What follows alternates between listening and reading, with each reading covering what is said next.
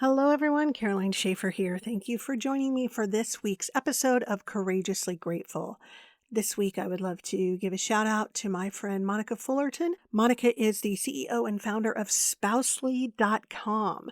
Spousely.com is a website where veterans, military spouses, and first responders, they create stuff. I mean, they have lives outside of their careers, and they make all sorts of products, earrings, cards, food, somebody that has cookies, and services. For example, if you need a bookkeeper or, someone to produce your podcast like me, they have all sorts of things on Spousely.com. Go check out Spousely.com if you're looking for ways to support the military, first responders, and their families. All right, this week's topic is face your fear. I know. Everyone's like, yeah, I know, Caroline, we've heard that before. You just look at it. But okay, when you're afraid, that's not a fun place to be, especially if you have any kind of anxiety or other issues. Being afraid is no fun. I mean, there's the scary fun that I guess some people like. I don't enjoy being scared. In fact, the scariest movie I watch is The Haunted Mansion with Eddie Murphy because, hello, comedy. I mean, it's great. I don't like scary. I don't like to be scared at all. I have enough things in my life that come out of nowhere that I'm like, oh, no. So how do you face your fear? And what does that mean exactly?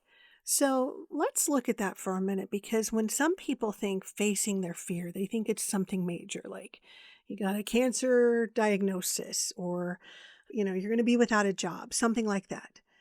But in the end, fear is what keeps you from being better at anything. Would you agree? Let's say, for example, that I have a hard time processing grief, and that when someone dies, I'm afraid of people that I love dying. And this, in turn, affects how I process grief and death. In the end, that's a fear because I'm afraid, right? I'm afraid of losing people that I love. Here's the way that I would face that fear. First, the reality is the minute we take our first breath, we are destined to die. And I know that's hard to hear for some people. And I know it's not fun to deal with, but the fact of the matter is it's true, and there's absolutely nothing we can do about it. So it's a reality that we on our own cannot change. You can extend someone's life, but none of us are going to live forever. And maybe that doesn't take a weight off your shoulders, but it's a little bit of a weight off of mine. Second, what happens is if we don't deal with this fear, the underlying fear, it affects our relationships with the people that are alive. If we're constantly living in this state of, I'm afraid you're going to die, we are missing everything right in front of us. Take it from someone who has been there. We cannot change the inevitable. That is not up to us. And the thing is, it shouldn't be. It's a weight off of my shoulders, knowing that I am not the decider of how long people live. And that if I quit living in the past and quit living in the future because I'm afraid of what the future will bring because death is coming, or I'm afraid of the pain from the past because I lost someone I loved, I am missing the present moment with the people that I'm with. And that is no way to live. Not for you. That's a lot to carry. Some people have a fear of being without a job when they're looking at retirement or moving to a different type of job. Like some people want to start their own business. That happened with me. And the fear of wondering if I could do it gripped me for so long. It affected my confidence. It affected my ability to pay attention to what I was trying to learn. Because in the back of my mind was this fear that I was just going to suck. Wasn't that I was going to fail. That didn't even come into my mind. It was that I was going to suck at it. Well, what? How do I know I'm going to suck at it? Have I ever done this before? No. Well then, okay. Why would I be so afraid? Fear rules us so much more than it should be allowed to. There's that saying, YOLO. I mean, it's true. You do only live once. Now, don't go do anything stupid because you heard I said YOLO on this podcast, please. Be like, no, Caroline said it. No, I absolve myself from any responsibility from incredibly dumb things that happen from this point on. But the fact of the matter is, If the reason you're not going to do something is because you are afraid of what could happen, anytime you think stuff like that, anything you go down the path of, I must do this, or just enjoy your life.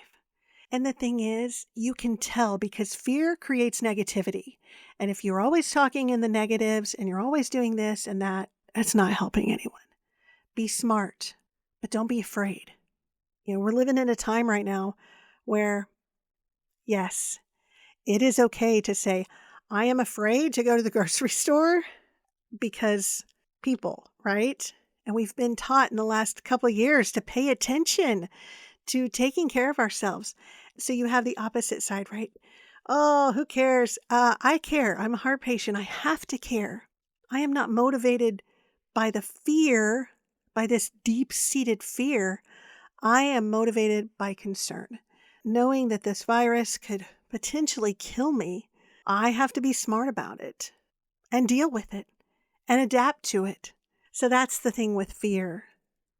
Is you make yourself available to make wise decisions, but you look at the fear and go, why am I afraid of this? Why? And you can have a legitimate reason. So I'm not talking about psychological fears like I am not a fan of snakes and spiders, and I'm never going to be one. And I know this. So I will never have a snake as a pet, and I will never work in a reptile section at a pet store. But you guys know what I'm saying. I hope this is not that kind of fear. This is fear that keep you from loving yourself and those around you. Don't let fear hold you back. It doesn't deserve that. Okay. Don't give fear of life and loving the credit it's getting. There are a lot of ways to stay in touch with the people you love today.